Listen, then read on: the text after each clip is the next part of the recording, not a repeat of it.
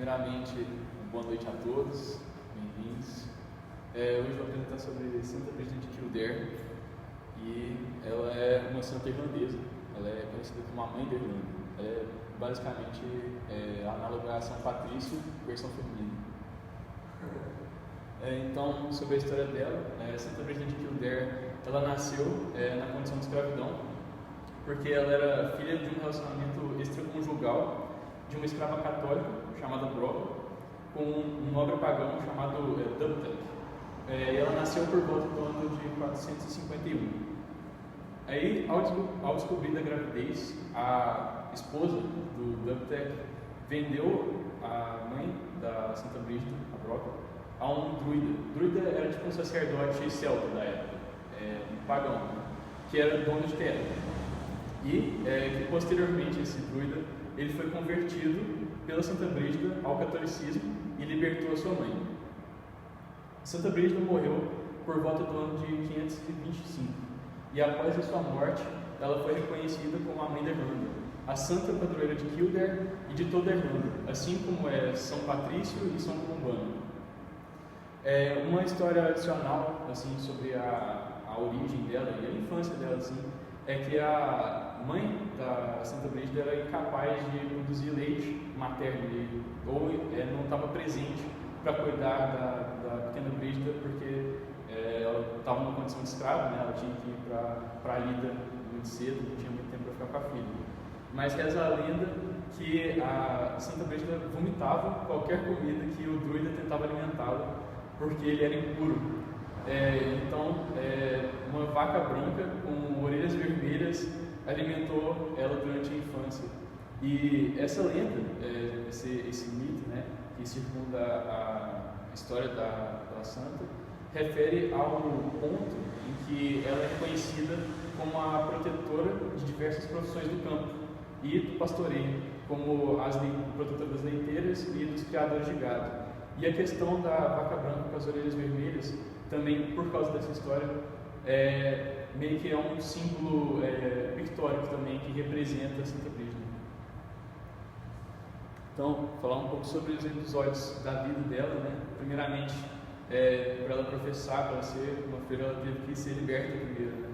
E a história da libertação dela é muito interessante porque desde muito cedo a Santa Brígida ela sempre foi uma pessoa muito caridosa. Ela, mesmo na condição de escravidão, ela entregava tudo o que podia para pessoas pobres, para os mais carentes. E por isso, dando esse tudo que ela podia, desde comida, bens materiais e até mesmo cura. Aos 10 anos ela foi mandada de volta para o seu pai, né, quando ela ficou mais velha, na condição de escravidão, mas apesar de ela ser uma escrava, como eu falei, ela não deixava de dar tudo que podia que ele pedisse. E o seu pai, Dubtek, ele meio que ficou farto dessa natureza dela de caridade, porque ele não conseguia compreender que aquilo era algo maior. Ela fazia aquilo porque era a vocação dela, né? E quis vendê-la ao rei de Leinster. Só que enquanto o Dubtek ele negociava com o rei, diz a história que ela estava na carroça, ele estava negociando para vender a filha para o rei. E nessa negociação ali, uma família com um pai que estava desnutrido, né? A família inteira estava desnutrida. E esse pai ele chegou e pediu esmola para Santa Brígida. E aí, nesse momento, ela viu dentro da carroça uma espada assim, enfeitada em joias, assim, parece que é uma espada bem cara, uma espada do pai dela. E deu para esse pedinte falando assim, que ele vender aquela espada e prover alimento para sua família.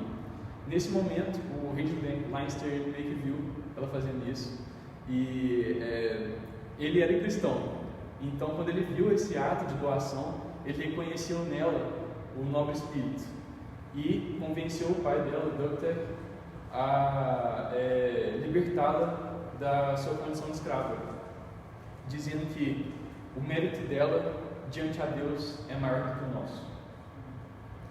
Sobre a libertação da mãe de Santa Brígida, depois que ela foi liberta, ela conseguiu, passou por essa história, né, dela ter se libertado, ela foi retornar ao druida e à sua mãe, que na altura a mãe dela estava encarregada da ordenha. E aí, num ato de caridade, a Santa Brígida ela tomou o lugar da sua mãe, que já estava muito mais velha, e graças à sua participação na lida, muito leite foi produzido. Apesar da prática de caridade que ela sempre manteve, né, que já era uma coisa escassa, porque tinha poucas vacas, e como é que produzia-se tanto leite, e ela ainda dava para fazer caridade para pessoas que precisavam, né? E mesmo da pequena quantidade de vacas para produzir tanto leite. E diante dessa situação incomum, quase sobrenatural, de que ela tinha esse jeito, parece que no que ela tocava ela conseguia fazer com muito êxito. E esse foi um dos casos. E essa situação sobrenatural fez com que o druida se convertesse ao cristianismo, porque ele viu que aquilo era um milagre. E por isso, depois da conversão dele, ele decidiu libertar a mãe de Santa Brígida. E aí as duas ficaram livres. Além disso, outros episódios da vida dela, outros feitos que ela fez, né? Ela fundou um mosteiro em Kildare, por isso que ela é a padroeira da cidade, que era chamado Igreja do Carvalho. E esse mosteiro foi construído em cima de um templo pagão que contemplava a deusa celta Brígida, que sempre foi, né, sobre o carvalho. Além desse mosteiro, ela fundou outras duas instituições monásticas, sendo uma para homens e outra para mulheres, e convidou um eremita chamado Conleth, que posteriormente se tornou um santo, para ajudá-la em sua missão em Kildare como um pastor. Depois, ela fundou uma escola de arte que incluía trabalho em metal e produção de iluminuras. Iluminuras tipo decorações de textos e livros, são artes de monges copistas. E foi liderado pelo santo Conleth também. Aí, um historiador do século XII, chamado Gerald of Wales, ele teve contato com o livro que foi produzido por eles, né, por essa escola de arte fundada pela Santa Brígida, e ele constatou que aquilo era um trabalho de um engenho angélico e não meramente humano. E, infelizmente, esse livro ele se perdeu com o tempo. Alguns dizem que foi por causa da reforma protestante, alguém meio tipo queimou esse livro e tudo mais, mas é um mistério, nunca mais se viu esse livro. E agora, falar sobre os milagres, né? Vários milagres circundam aí a história de Santa Brígida, mas vamos começar aí por um muito interessante, que é o milagre da cerveja, que foi análogo à transformação em vinho, né, de Cristo, da história de Cristo. Há relatos que Santa Brígida transformou água em cerveja, que naquele tempo se considerava que cerveja era uma bebida mais saudável que água, por causa do processo de filtração e tal, a água que era tomada era muito salubre, e o processo para fazer cerveja meio que dá uma purificada nessa insalubridade, né? E ela fez essa transformação de água em cerveja para uma comunidade de leprosos. E, além disso, ela abasteceu 18 igrejas com apenas um barril de cerveja. Por isso que ela é reconhecida como uma das santas da cerveja também, assim como São Patrício também é, né? St. Patrick's Day e tudo mais. Um outro milagre foi o milagre da desfiguração do rosto. Segundo a história, Santa Brígida era uma jovem muito bonita. E depois que ela saiu da condição de escrava mesmo, o pai dela tentou arranjar um casamento para ela com um bardo, mas para ela não ter que se casar, aí tem duas versões da história, né? Que algumas pessoas dizem que ela desfigurou o próprio rosto com uma faca ou tipo se esmurrou em algum lugar para ter o rosto desfigurado, mas algumas versões dizem que ela somente pediu a Deus para que seu rosto não fosse desfigurado, para que ela se tornasse feia, para que ela não fosse cobiçada por nenhum homem e para que não se casasse, porque ela queria ser uma filha, ela queria estar devota a Deus. E após ela fazer o seu voto de castidade público, reza a lenda que o seu rosto desfigurado milagrosamente voltou a ser belo, né? Então é um dos milagres aí que também constataram que aconteceu com ela, né? Da sua beleza voltar após o voto de castidade. E o milagre da raposa também, que a história é a seguinte: o rei de Munster, que era um reinado lá da região, tinha uma raposa de estimação que ela havia sido domesticada e treinada para fazer truques. Um dia a raposa escapou do palácio e foi para a floresta, onde um caçador matou. pensando que era uma raposa selvagem que não tinha nome. Só que quando o rei descobriu o acontecido, em um ato de fúria, ele prendeu esse caçador. E sabendo disso, a Santa Brígida foi para a floresta e encontrou uma raposa selvagem e, com o poder da sua prece, ela tornou a raposa dócil, e permitindo que ela levasse essa raposa ao palácio e apresentasse a raposa ao rei, e afirmando que foi um erro e que o caçador matou uma raposa selvagem. Aí todas as pessoas da corte presenciaram a nova raposa, a raposa selvagem, performar os mesmos truques da raposa domesticada que morreu. E vendo isso, o rei libertou o caçador da prisão.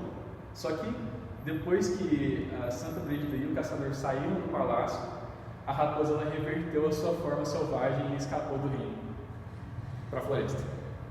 E agora o milagre principal, que é o que mais destaca na história dela, que é o que ela é mais reconhecida como mais famoso, que é a história sobre a visita de Santa Brígida a um chefe pagão, que ele estava moribundo, ele estava há dias semi-consciente, meio que não conseguindo perceber as coisas, não conseguindo se levantar, acamado.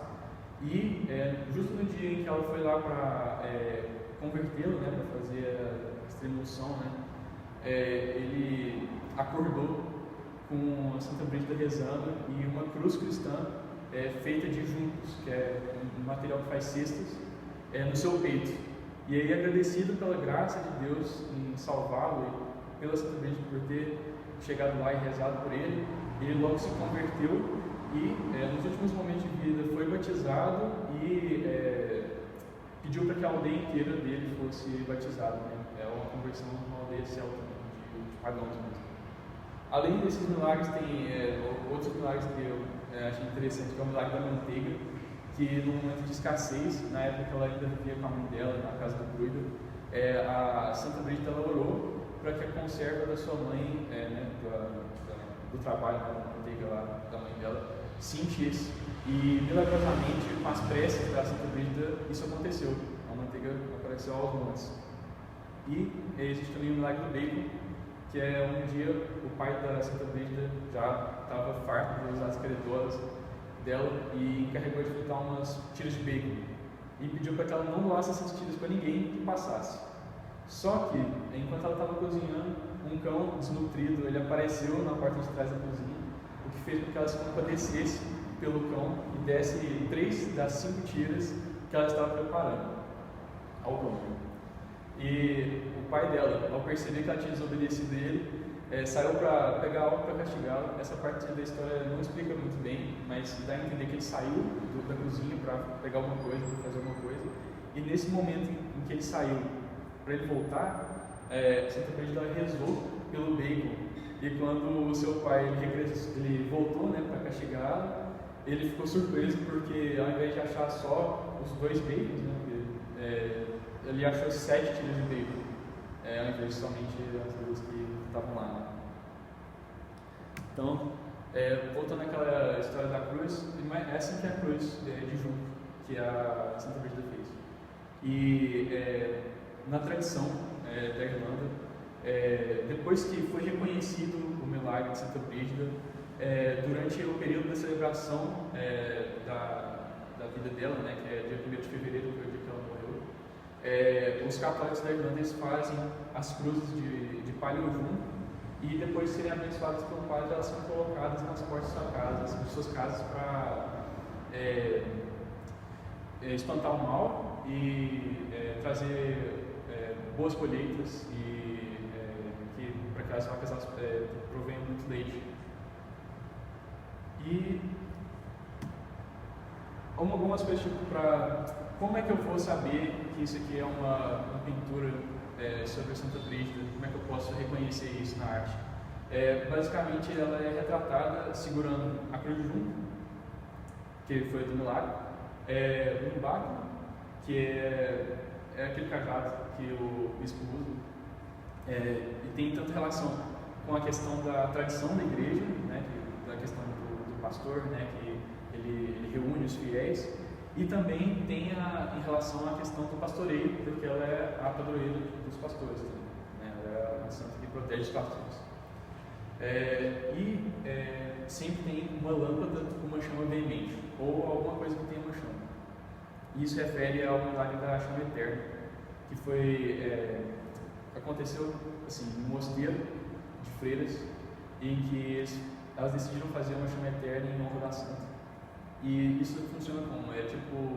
Eles 19 freiras, elas dividem, né? Uma para cada dia, para manter a chama acesa o dia inteiro. E as 19 freiras fizeram o seu trabalho, e no 20º dia a chama é deixada intacta. Tipo, ninguém humano mexe nela, porque fica encarregada da alma da santa que estava sendo homenageada. E nesse 20º dia a chama foi deixada sem acompanhamento humano, e depois de muito tempo assim, que elas deixaram a chama lá, quando elas voltaram, a chama ainda estava acesa. Ela se manteve acesa por um longo tempo, horas. E isso foi constatado como um milagre, porque era impossível uma chama se manter com um fogo tão alto sem ter ninguém auxiliando ali, colocando mais combustível. Né? E por isso ela também é reconhecida pela chama do fogo eterno. E quem constatou esse milagre foi o Gerald of Wales, é o monge do século XII que ficou sabendo por meio das freiras que isso aconteceu. E aquele livro ali? Por quê? Então, também a relação do negócio dos monges copistas, né? Porque ela fundou a escola de artes e tal, então muita coisa que tem, tipo, dos livros e das leituras, né, tem relação com ela também. Mas não é uma coisa muito comum. Geralmente é mais o junco e o fogo e o báculo. Geralmente são os principais. E a questão da vaca também, com as orelhas vermelhas, que também é um símbolo muito que destaca muito a figura dela. Aí vocês podem ver a lâmpada aqui, né, na mão direita, e o báculo, e aqui a cor de junco, e aqui tem um escrito, não está muito bom para ver, mas aqui fala, numa tradução literal, que é para satisfazer os pobres, para expelir né, dificuldades e para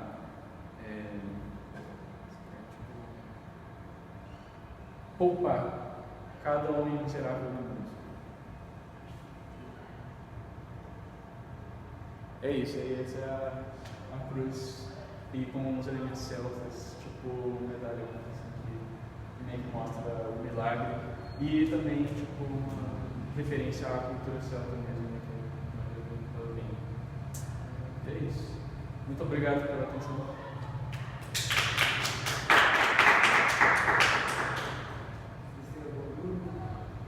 Se tiver dúvidas, vamos aí.